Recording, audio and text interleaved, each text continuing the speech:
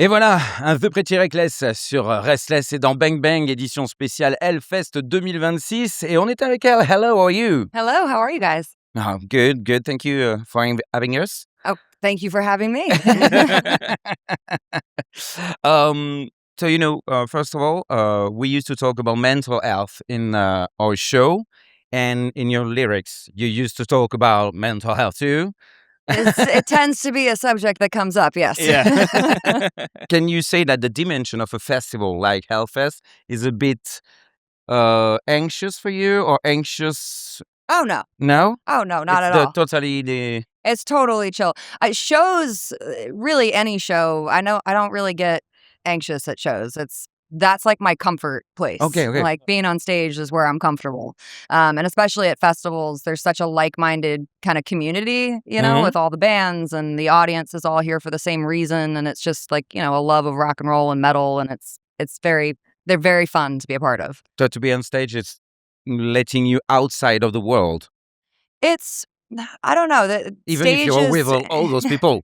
Oh, definitely. I mean, I think stage is just very freeing feeling. Like I feel the most confident and comfortable when, like, it's just my element, when maybe right before you walk out stage, there's like a surge of adrenaline, which can sometimes be misconstrued as anxiety. But as soon as I like open my mouth to sing, it's like, oh, I know what I'm doing here. I got this. I know what I do, why I do this job. Yeah. We've got our psychiatric... Psychiatrist. Okay, psychiatrist. He's a metal fan. Oh, perfect. He was invited in the show, and now he's taking care of us. Okay, well, amazing. As long as you have, that's like the best kind of psychiatrist, is Yeah. someone who actually understands metal music and, gets it. I think he really gets you guys. So, about this music, he loves this music, and he knows why we used to listen to this kind of music, because Yeah. we need the power, we need the anger, we need all Yeah. those things that we don't want to have by ourselves with fighting or anything like this. Yeah, But we got all those violence thing inside ourselves. I get it. Dude, I totally get it. I mean, I think music, that's why it's so powerful. And I think people, take it for granted sometimes. But like rock and metal, like it's not just the aggression, but there's a intelligence to it that, can really speak to your soul and can express for you maybe the things that you don't know how to express yourself, because it's just an overwhelming feeling that kind of takes over. And I think that that's just the coolest thing in the world. Like, it's certainly what it does for me. That's not the case with the other music, or this is just different? I think it's probably everyone's personal taste, but for me, there's nothing like rock and metal. Like nothing else Not the even other comes one. close. I don't know what everyone else is doing, listening to anything but rock and metal. How did you get to meet this kind of music, actually? Do Well, you have a specific memory or like a turning point? There was never really a turning point. I grew up on it. So my dad's a huge rock fan, and so I grew up listening to his vinyl collection, and that's how the seed was planted young. Yeah. And so I fell in love with, all of the band, from the Beatles to Black Sabbath to Pink Floyd to The Who to AC/DC, all the great kind of classics. And then when I got a little bit older, I discovered Soundgarden, and Soundgarden changed my life. And so that was definitely a second turning point in my life, of where it blew my mind. It was the greatest thing I'd ever heard. And so the Beatles and Soundgarden are kind of my two pillars of rock and roll, is how I kind of describe it. And then everything else awesome in between. And I guess the lyrics also of Soundgarden are really also talking a lot about the strugglings, and It just spoke to me on a level that nothing else did. Like, I think that's the best way to describe it, where it fed something in my soul that I needed, and through all stages of my life has done that for me, and still is. Like, Down on the Upside right now is the only record I can listen to.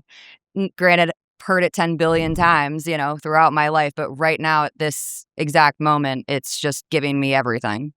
There's something mystical with music also, because you Definitely. don't really know, you get the feeling, you get something inside your Yeah. body, and you feel your heart beating more, or It's hard like to it- explain. Mm. Like, anytime we have to, I do a lot of interviews, and they always go, tell me about the new record, or tell me, like, they ask questions about music, like talking about it.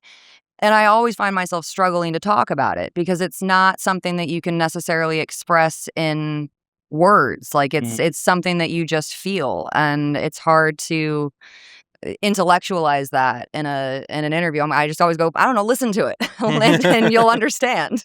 Tell me what you feel. Yeah, tell me what you feel. Exactly. But you get this last song, Dear God. Yeah, So this is quite mystical, dude. a little bit, a little bit. And I just want to say to everyone, in France, we got a number that we can call for free. Oh, that's everybody to the 3114. It's Okay. only four numbers, and you can call it and just have the help free for That's- the young people on the hold. That's incredible that you guys have that. It's so necessary, and I think that, I'm glad that mental health is being talked about more and more as the years go by, but it's still not talked about enough because it's a very real thing, and it's something that a lot of people struggle with, and myself included. And so the fact that you guys are having the conversation, I think, is fantastic. And when we go to the gigs, when the young people and everybody just go to your gigs, they got your energy, they got your feeling, they got your history, they got everything, and they feel better because they're all together. Yeah. And you say that we still like wear those together, you know what I mean? Yeah. No, I think gigs are such a breeding ground for unity, and I think that especially in rock and metal, like, there's a lot of, let's call us misfits, where, you're wandering the world not really knowing where you fit in, and then you come to an event like Hellfest and you realize, oh, there's a lot of me. Like, there's a lot of people like me. And I think that that's such a necessary community to be a part of. Like, and it's fantastic. Does the fact that you became so famous and so huge and so many people are listening to your music makes you feel less like a weirdo? I think it definitely makes me feel less like a weirdo when we're on the road. When I go home, all the weirdness comes right back.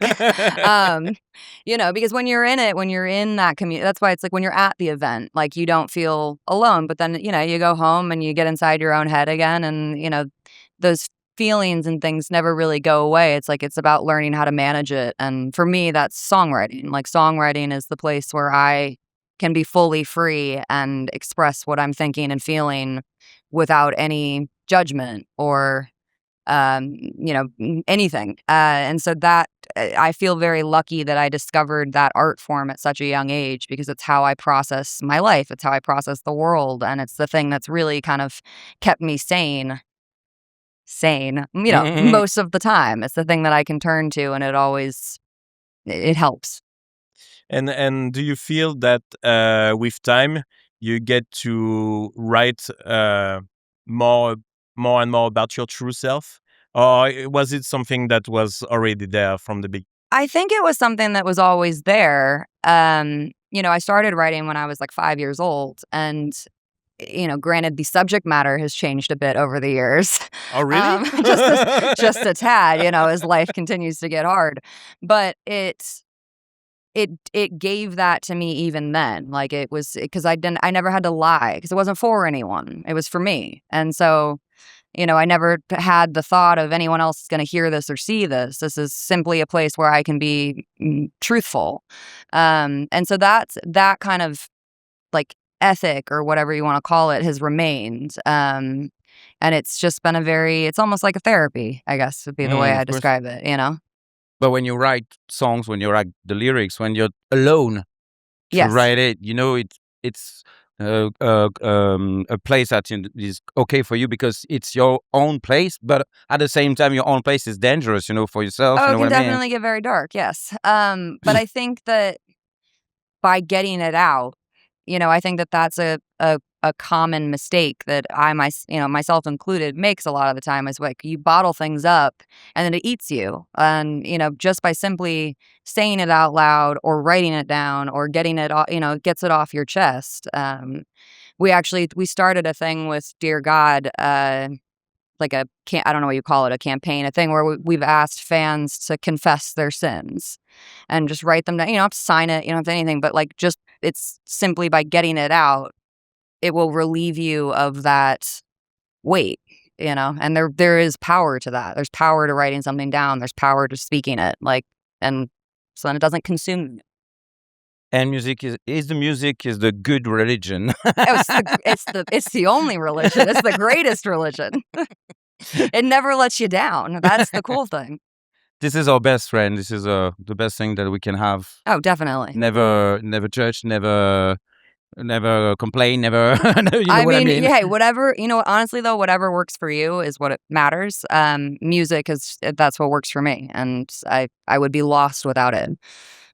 You got a long session of music, so Yeah. I think we're like-minded here. This is what I'm saying, like-minded community. So thank you so much for everything. Thank Of you course. for your music and Thank and have you. a great show. Thank you so much. We're psyched. Can't wait to go get loud. It's going to be great.